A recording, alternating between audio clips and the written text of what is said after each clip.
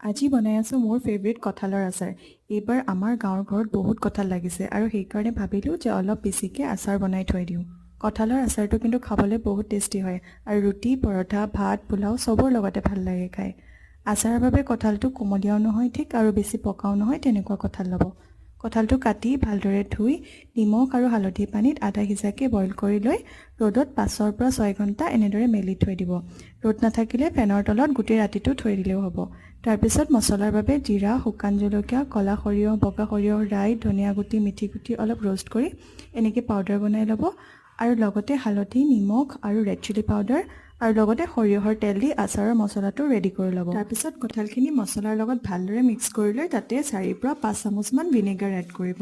তাৰপিছত এনেদৰে আচাৰখিনি বটলত ভৰাই তাতে গৰম কৰি ঠাণ্ডা কৰা সৰিয়হৰ তেল দি 10 দিনমানৰ বাবে ৰ'দত থৈ দিয়াৰ পিছত কঁঠালৰ আচাৰ খাবলৈ একদম ৰেডি।